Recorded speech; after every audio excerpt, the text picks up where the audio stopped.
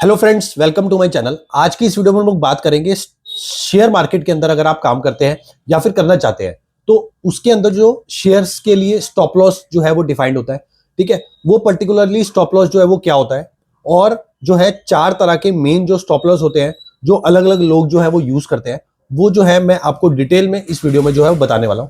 तो स्टार्टिंग से शुरू करते हैं। स्टॉप लॉस का मतलब जो है वो अपने आप में जो ये टर्म है, ठीक है, टर्म के साथ ही जो है उसका एक्सप्लेनेशन जो है वो आप समझ सकते हैं। स्टॉप लॉस मतलब अपने लॉस को जो है वो रोकना। ठीक है, जैसे आपने सपोज 100 रुपए का शेयर लिया और आपने ये डिफाइन कर दिया कि यार जैसे ही 90 रुपए आए तो वो जो मैं अपना शेयर है उसको निकाल दूंगा। तो अब अगर वो शेयर जो है 100 से 90 रुपए पे आ रहा है तो हो सकता है वो 80 पे भी आ जाए, 70 पे भी आ जाए, 60 पे भी, 50 पे भी आ जाए। उसका कोई भी लिमिट नहीं है नीचे जाने की और ऊपर जाने की भी। ठीक है, अभी ऊपर जाने की बात नहीं करेंगे, अभी हम सिर्फ नीचे जाने की बात करेंगे। ठीक है, अब आपने क्या किया, आपने 90 रुपए पे वो शेयर काट दिया। ठीक है, अब आपका 10% का लॉस हुआ उसके अंदर। ठीक है, और आप 10% का लॉस लेके जो आपने स्टॉप लॉस डिफाइन किया था वो स्टॉप लॉस लेके आप मार्केट से बाहर आ गए और आप अपने पैसा जो है आप अपने फ्री कर लिया। अब दूसरा जो पर्सन है उसने क्या किया, उसने वेट किया कि नहीं 90 रुपए से जो है वापस रिकवर करेगा, 100 रुपए पे आएगा, बट वो रिकवर नहीं किया, वो 80 रुपए पे आ गया। ठीक है, और वो 75 पे आ गया, फिर वो 70 पे आ गया। तो इस तरीके से क्या है कि अगर स्टॉप लॉस ना लगाओ तो आपकी जो कैपिटल होती है वो जो है वो फंस जाती है और आप जो है उस पर्टिकुलर स्टॉक को सिर्फ और सिर्फ लॉन्ग टर्म के लिए देख ही सकते हैं कि वो आपकी कॉस्ट पे आए या कॉस्ट के आसपास आए तो आप उसको निकाल सकते हैं। तो इस तरीके से जो है अगर आप स्टॉप लॉस मेंटेन नहीं कर रहे हैं तो मैं आपको ये एडवाइस करूंगा कि आप स्टॉप लॉस मेंटेन करिए।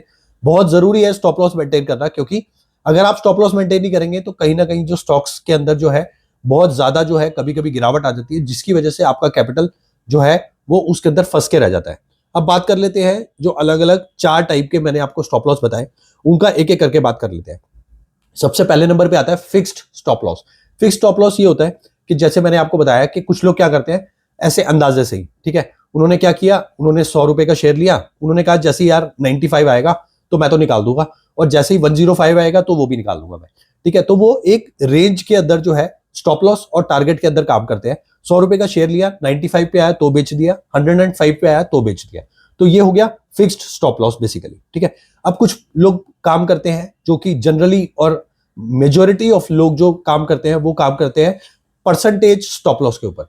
परसेंटेज स्टॉप लॉस का जो एग्जांपल मैंने स्टार्टिंग में आपको दिया, कुछ लोग उसको जो है फॉलो करते हैं, मोस्टली उसी को फॉलो करते हैं।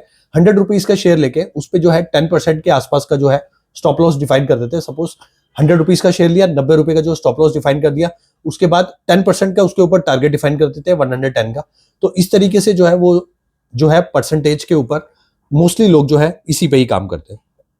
ठीक है, कुछ जो चार्ट को करीबी से मतलब बहुत अच्छे से देखना चाहते हैं वो काम करते हैं जो सपोर्ट स्टॉप लॉस होता है। ठीक है, सपोर्ट स्टॉप लॉस मतलब जहां पर भी उस पर्टिकुलर स्टॉक ने अपने पिछले जितने भी ट्रेडिंग सेशन हुए हैं उसमें जो है किसी पर्टिकुलर लेवल के ऊपर जो है सपोर्ट लेके जो है बाउंस बैक किया हो। ठीक है, तो उस पर्टिकुलर लेवल को जो है वो as a stop loss use करते हैं। जैसे ही उस पर्टिकुलर पिछले लेवल को अगर वो बाई चांस स्टॉक अभी वो काटता है तो उनका वो स्टॉप लॉस हिट माना जाता है और वो उस पर्टिकुलर स्टॉक से फिर एग्जिट कर देते हैं। और लास्ट जो कि मेरा पर्सनल फेवरेट है वो है trailing stop loss. Trailing stop loss ये होता है कि सपोज आपने 100 रुपए का शेयर लिया, 90 रुपए का आपने ऑलरेडी जो है स्टॉप लॉस डिफाइन किया हुआ है।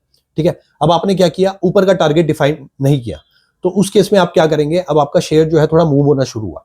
अब आपका शेयर 100 रुपए से 105 रुपए चला गया। अब आपका जो स्टॉप लॉस है वो ट्रेलिंग स्टॉप लॉस की अगर हम बात कर रहे हैं तो वो अब आपका 90 रुपीज नहीं रहेगा, तो 90 से वो 95 चला जाएगा, क्योंकि आपका जो शेयर है वो 5 रुपए मूव कर चुका है। ठीक है, अब 5 रुपए मूव कर गया वो शेयर और आपने जो स्टॉप लॉस है उसको भी 5 रुपए मूव करवा दिया।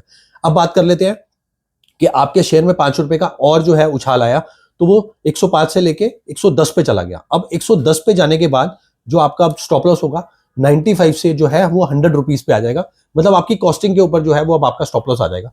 ठीक है, और आप जो है अभी भी 10 रुपीज का जो डिफरेंस है वो अभी भी मेंटेन कर रहे हैं अपने स्टॉप लॉस के लिए, मतलब 10 रुपीज मान लीजिए, 10% मान लीजिए, इट्स अप टू यू। मैं थोड़ा कैलकुलेशन सिंपल हो जाए इसलिए मैं 10 रुपए की बात कर रहा हूं। अब सपोज अगर जो शेयर है 120 रुपए चला जाता है तो आप अपना जो स्टॉप लॉस है 100 रुपए से 110 रुपए डिफाइन कर देंगे।